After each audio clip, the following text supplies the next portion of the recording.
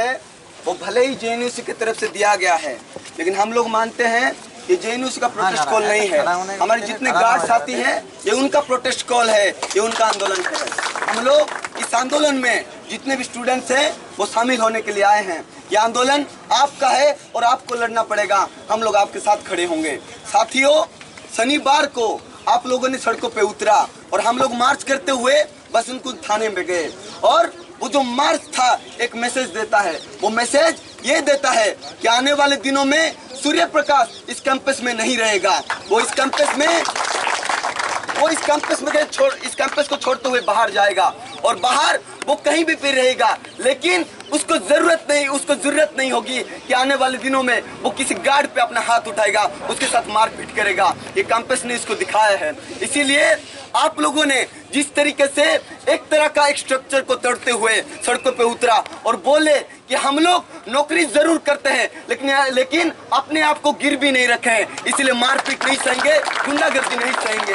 इसीलिए साथी बीएस सिंह के साथ जो हुआ है वो किसी दूसरे गार्ड के साथ नहीं होना पड़ेगा। इसीलिए हम लोग सड़कों पे उतरे हैं और इस बात को बोलना चाहते हैं, जो गुंडागर्दी करता है G4 से सिक्योरिटी गार्ड में, उसको बाहर किया जाए, उसको बर्खास्त किया जाए। हम लोग कोई भी तरह का गुंडागर्दी नहीं सहेंगे। और साथियों, आप लोग इतने साल से यहाँ पे ड्यूटी कर रहे हैं। लोग यहाँ पे G4 सिक्योरिटी गार्ड पे 15-15 साल से, 20-20 साल से, 25-25 साल पे अपना नौकरी कर रहे हैं। ईमानदारी के साथ अपना जो ड्यूटी है वो लोग निभाते आ रहे हैं, लेकिन उसकी ईमानदारी का ये लोग क्या सजा देते हैं। देखिए, G4 सिक्योरिटी गार्ड का जो ईमानदार आदमी है उसके ऊपर हाथापाई होता है, उसके साथ बदतमीजी होता है, उसको हरास किया जाता है, लेकिन G4 सिक्योरिटी गार्ड कोई भी एक्शन नहीं लेता है। ये बहुत ही शर्मनाक बात है। और ये जो सूर्य प्रकाश है वो कोई गार्ड का सुपरवाइजर अपने आप को नहीं समझता है। वो समझता है यहाँ का जो जेएनयू है, जेएनयू का पुलिस कमिश्नर समझता है, वो खुद को यही समझता है। इसीलिए बार बार उसका कोई काम ना भी हो, गाड़ी लेकर के कैंपस के चारों ओर घूमता रहता है और कोना कोना छापा मारता रहता है और अपना ड्यूटी नहीं निभाता है। टाइम पास के लिए आया हुआ है वो आदमी, इसीलिए उसको टाइम पास को खत्म करना पड़ेगा और ड्यूटी में लगाना पड़ेगा, जेएनयू में नहीं, जेएनयू के बाहर। दोस्तों, आज जिस तरीके से सूर्य प्रकाश ने काम किया है ये पहली बार नहीं है। 2 गार्ड को पहले भी वो पीट चुका है, लेकिन 2 गार्ड की जो आवाज है उसको दबा दिया गया। बोला गया इस तरह का हाथापाई होता रहता है, इसीलिए कोई कंप्लेन ना करो, तुम्हारी जो ड्यूटी है हम लोग शिफ्ट करवा देते हैं। वो जो गार्ड मार खाए थे उनको जेएनयू से बाहर निकाल दिया गया और दूसरी जगह ट्रांसफर किया गया। जब बीएस सिंह के साथ उस दिन वो मारपीट किया, और मारपीट देखिए किस तरीके से किया है, अपना दादागिरी का चरम जो सीमा होता है उसको दिखाया है। बीएस सिंह जब अपने मोबाइल को चेक कर रहे थे, पीछे से आकर के उसके ऊपर हमला करता है, और हमला करने के बाद जब इनका मोबाइल हाथ से गिर जाता है फिर उसके ऊपर हमला करता है। और 2 गार्ड वहां पे थे, सूर्य प्रकाश और प्रवीण कुमार। तो वो लोग जाते हैं, सूर्य प्रकाश बोलता है इसका हाथ पकड़ो, पीछे से हाथ पकड़ा जाता है और सूर्य प्रकाश उसको पीटता है। किस तरीके से मारपीट इनके साथ हुआ है, उनके मुंह पे मारता है वो, और उनके साथ वहां पे जो खून है वहीं पे गिरा हुआ होता है। वहां पे अभी भी जो कार वहां पे पड़ा हुआ है, जो हमारे स्टाफ का जो बिल्डिंग है उसके नीचे वहां पे अभी भी मौजूद है, कोई भी जाकर के चेक कर सकता है किस तरीके से उनके साथ बदतमीजी हुई। और ये पहली बार नहीं है, ये जो यूनिफॉर्म दिखा रहे हैं, यूनिफॉर्म तो देखिए आप लोग किस तरीके से अभी भी जो खून का जो निशानी है अभी तक यहाँ पे पड़ा हुआ है। लेकिन हम लोग सूर्य प्रकाश मुर्दाबाद, प्रवीण कुमार मुर्दाबाद,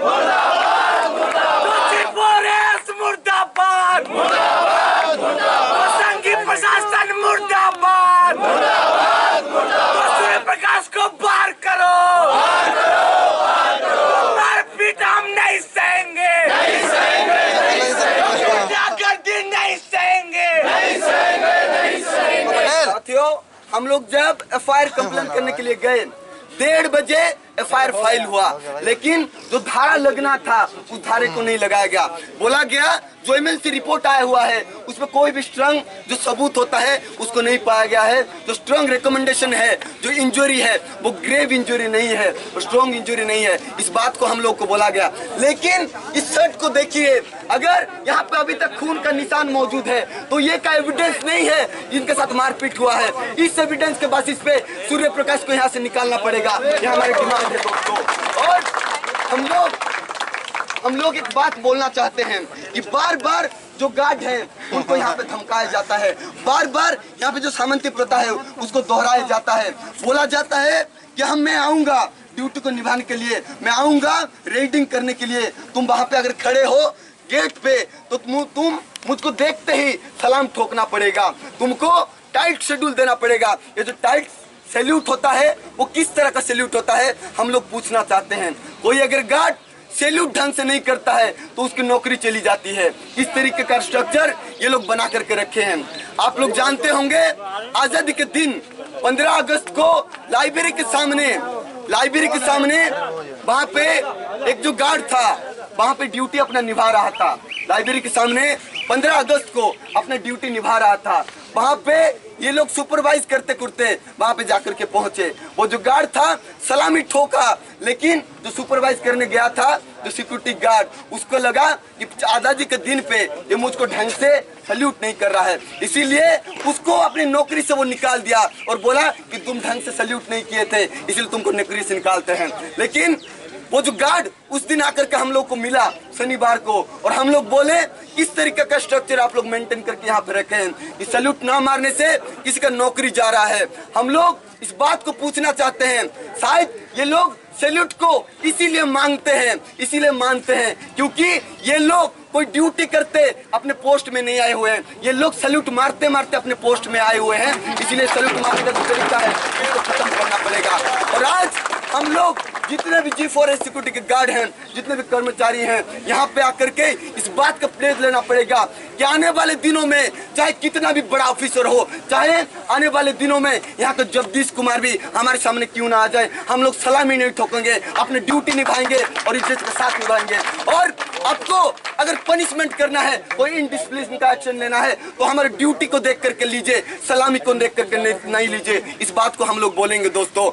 और इस तरीके का फाइन लगाते हैं कि अगर कोई दाढ़ी रखा हुआ है और क्लीन शेव नहीं किया हुआ है तो उसके लिए लोग फाइन लगाते हैं।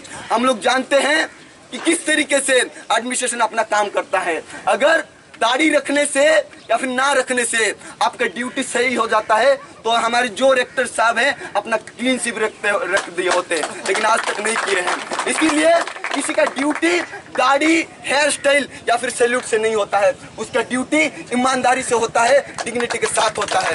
इसीलिए इस तरह का जो हैरेसमेंट है गार्ड का कि आप डाइट शेड्यूल नहीं किए, क्लीन शेव नहीं किए हो, आप का जो यूनिफॉर्म है ढंग से यूनिफॉर्म पहने नहीं हो, इन नहीं किए हो, आप हमको देख करके सलामी नहीं ठोके हो, ये जो स्ट्रक्चर है, ये जो सामंतवादी तरीका है, इसको हम लोग खत्म करेंगे, इसको हम लोग आगे बढ़ने नहीं देंगे दोस्तों।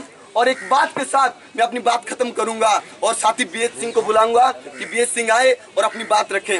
लेकिन एक जो बात है मैं बोलना चाहूंगा, आप जितने भी गार्ड्स यहाँ पे आज मौजूद हैं, अब जितने भी गार्ड आज अपना ड्यूटी छोड़ करके यहाँ पे आए हुए हैं, आज एक बात को यहाँ पे इंश्योर करके जाइएगा कि अगर आज हम लोग अंदर बातचीत करने जाएंगे और इस बात को हम लोगों को आश्वासन नहीं मिलता है कि जो सूर्य प्रकाश है उसको बाहर नहीं निकाल दिया जाएगा, तो हम लोग इस बात का यहाँ पे इंश्योर करेंगे कि ये जो आंदोलन है एक दिन ड्यूटी छोड़ के नहीं होगा। आने वाले दिनों में हर एक दिन ड्यूटी छोड़ा जाएगा और आंदोलन बढ़ता जाएगा जब तक सूर्य प्रकाश को बाहर नहीं निकाल दिया जाता है। मैं एक स्टूडेंट यूनियन के रिप्रेजेंटेटिव होने के नाते और यहाँ पे जितने स्टूडेंट्स हैं उनके बिहाफ पे बोलना चाहूंगा कि आप लोग इस बात का कभी भी घबराइएगा मत, आप लोग इस बात का कभी भी डर अपने मन में पैदा मत होने दीजिएगा कि आप लोग यहाँ पे मौजूद हैं। कुछ लोग ऊपर बैठ करके ये आपके ऊपर नजर टिकाए हुए हैं कि कौन कौन यहाँ पे मौजूद था। ऊपर एक CCTV कैमरा लगा हुआ है, वो अभी देख रहा होगा कि कौन कौन गार्ड यहाँ पे ड्यूटी छोड़ करके आए हुए हैं। लेकिन एक बात बोलना चाहते हैं, हम लोग जितने भी लोग आज यहाँ पे मौजूद हैं और जितने भी लोग यहाँ पे मौजूद नहीं है, अगर एक भी गार्ड के खिलाफ कोई भी कार्रवाई हुआ ये CCTV कैमरा भी जाएगा और आपका नौकरी भी जाएगा। और आप लोगों को बताना भी चाहता हूँ मैं कि यहाँ का एक इतिहास रहा है JNU स्टूडेंट्स कम्युनिटी का कि जब जब JNU स्टूडेंट्स कम्युनिटी के ऊपर स्टूडेंट्स के ऊपर कोई भी रेस्ट्रिक्शन का सवाल हो, कोई भी आउट ऑफ बाउंड का सवाल हो, या फिर कोई भी प्रोक्टोरियल इंक्वायरी का सवाल हो, या फिर उनको बाहर निकाल देना का सवाल हो, या फिर फाइन राज का सवाल हो, उस पे जब जब एडमिनिस्ट्रेशन की तरफ से स्टूडेंट्स के ऊपर इस तरह का काम किया गया है, इस तरह का हथकंडा अपनाया गया है, तब तब यहाँ के जो कर्मचारी हैं, यहाँ के जो मजदूर हैं, यहाँ के जो गार्ड हैं, वो लोग सामने निकल करके आए हैं। और हम लोग जानते हैं 2007 की जो इतिहास है कि जब कुछ गार्ड्स को यहाँ पे बर्खास्त किया गया था, जब कुछ यहाँ पे कर्मचारी जो थे उनको निकाल दिया गया था, तब स्टूडेंट्स ने उनके लड़ाई के लिए अपना जो एकेडमिक एक्टिविटी से उसको बंद किया था।